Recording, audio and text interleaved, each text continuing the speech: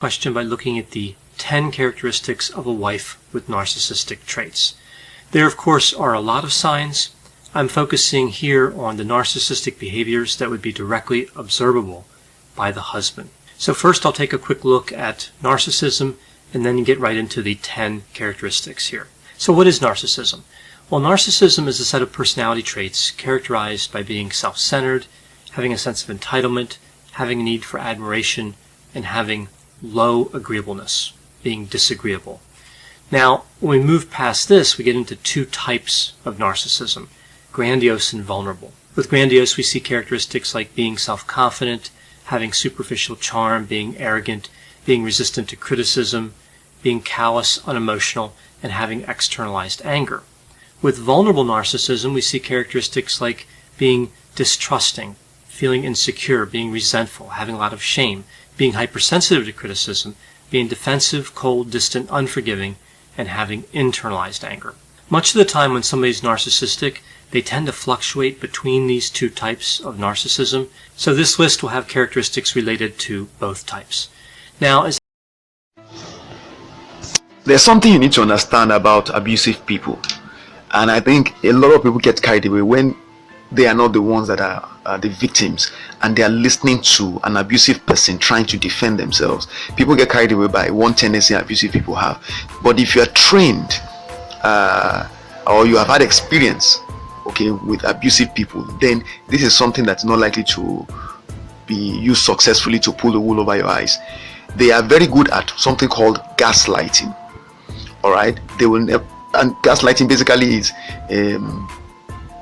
a manner of behavior, in which a person tries to make you feel as if your reality is not accurate. So, for instance, you saw them or you heard them say something yesterday along the lines of, let's say, oh yeah, I was the one that broke the glass cup, and so you both saw the glass cup and said, what happened to it? Oh, I broke it, sorry about that.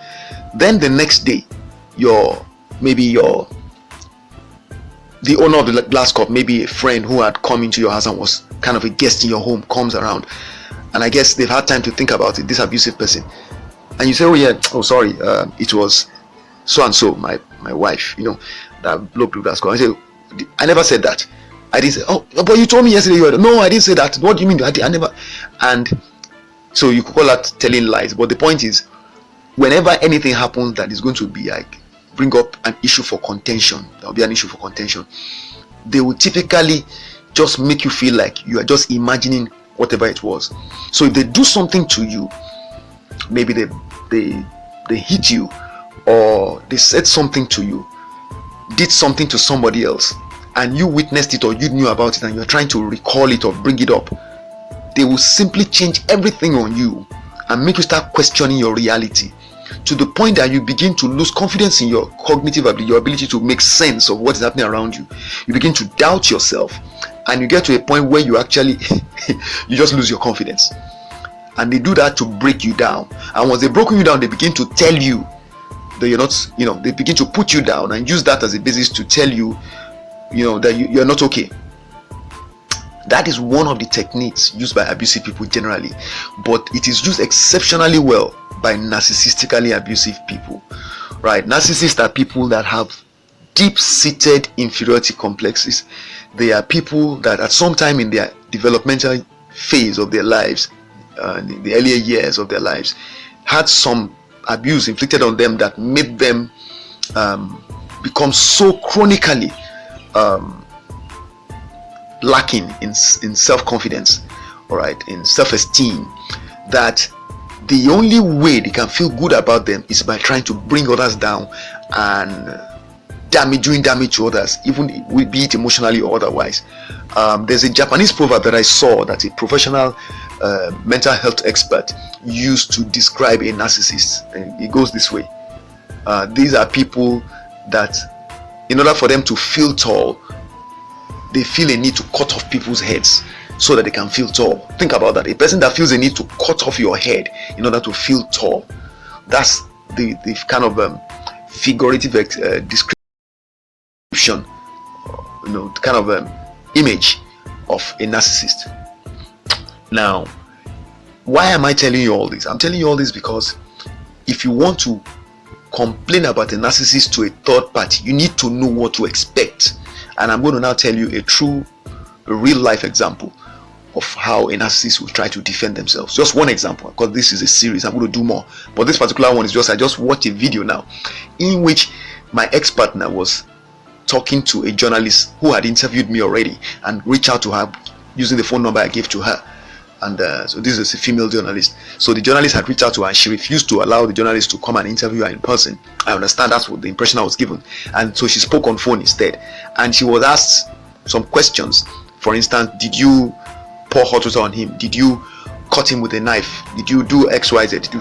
And of course they changed the voices. And she was responding by saying, yes, you cannot keep a wife in the house, blah, blah, blah, blah. And then they should ask. So he was telling the journalist they should ask me what I did to make her do that. Now, this is amazing because in all the instances that I had complained about, and I didn't even tell them everything, never once was she injured. Talk less of even being hit, beyond being slapped, because she would slap me, I'll slap her back, then I'll push. And she used to mock me because I was always doing that, and she would say, that's all you do, that's all you know how to do, to push. And she knew the goal was to provoke me to do more than pushing. And I told her, you are not going to get that. I know what you want is to be able to say I hit you, and you are not going to be able to say that.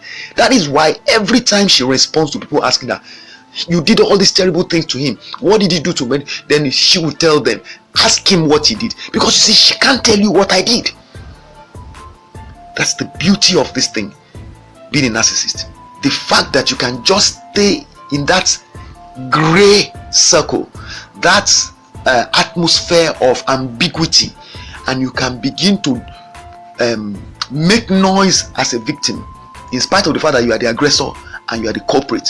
You can begin to claim to be victim and play victim, be in victim mode all the time, and do all the drama.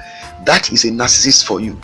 The narcissist will be literally killing you with what she's doing emotionally, verbally, physically, psychologically, and she'll still be complaining that you are upsetting her, you are abusing her, you are marginalizing her, and you are oppressing her.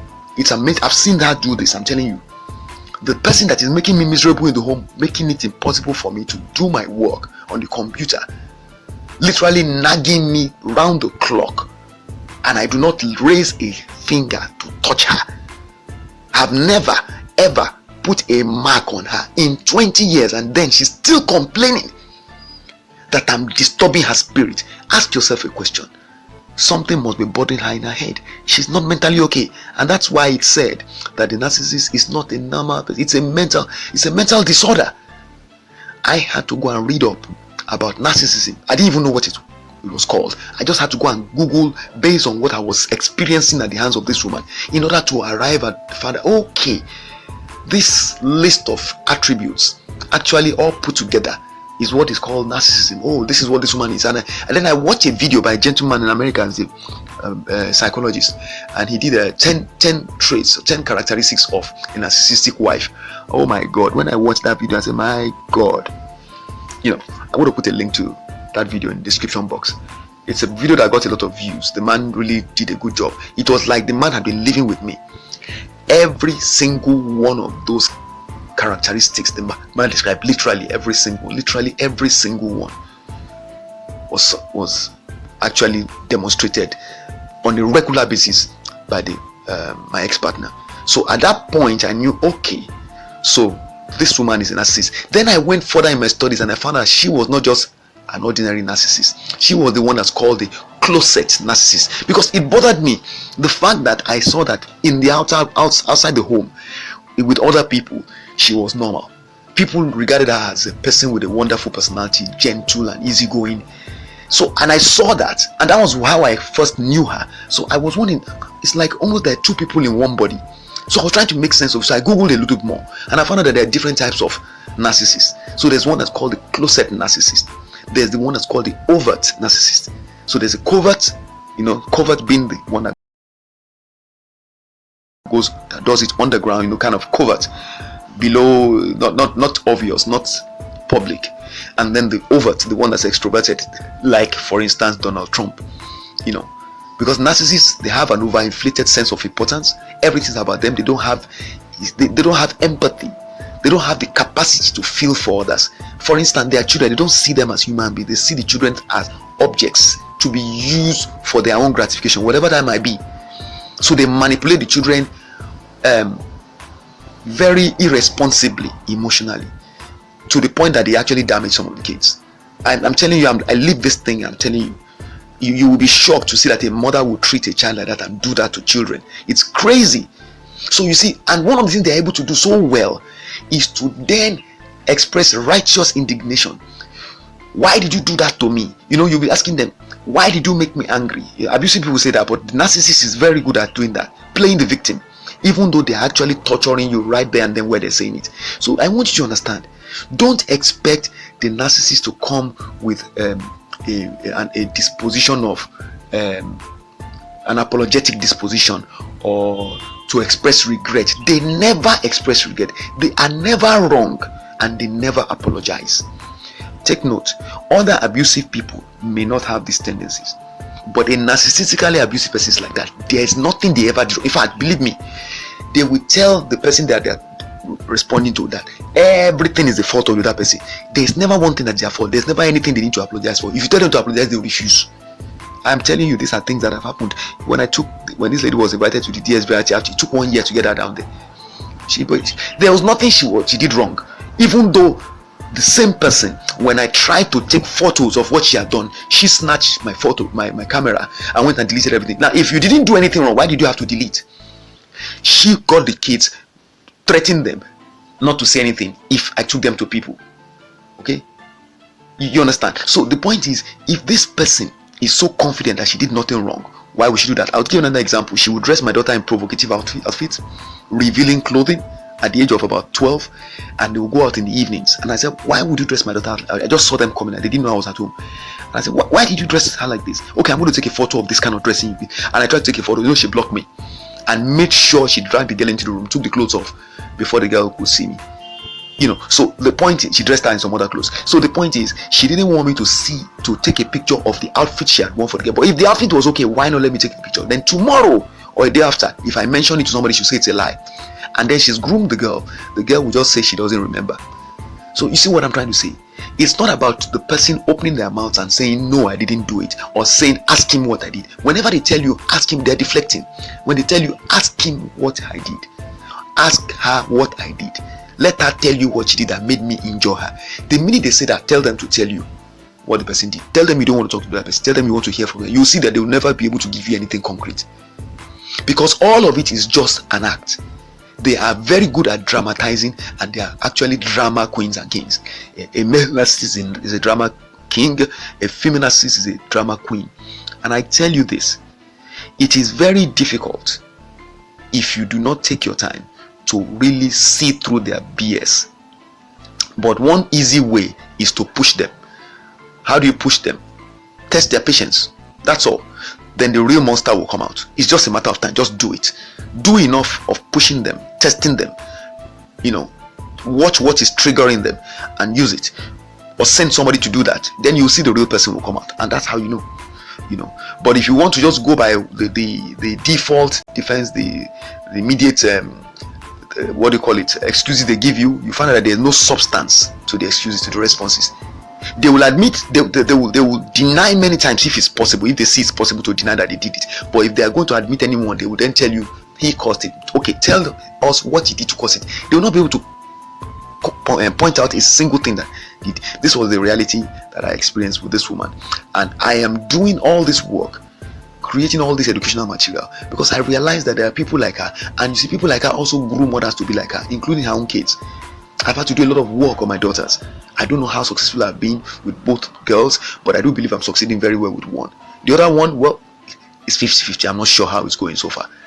And that's the challenge. That's the reason why I feel the need to do this, to stay visible, so that my daughters will keep seeing me, my sons will keep seeing me, staying visible, saying the same thing, preaching the same thing I was preaching to them when she was abusing me, and letting them understand that it is in no way an acceptable way to behave to other people. And the thing also is that I'm also worried that if I don't stay visible telling them this, they might go and try and behave the same way to somebody else who may not be willing or able to exercise restraint like me.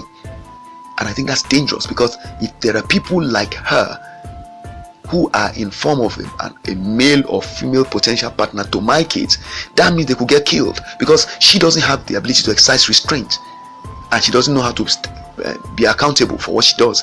So the person just killed my child, because if my child goes and tries to manipulate or abuse somebody like that, and the person is somebody like her mother, the person could kill them, literally.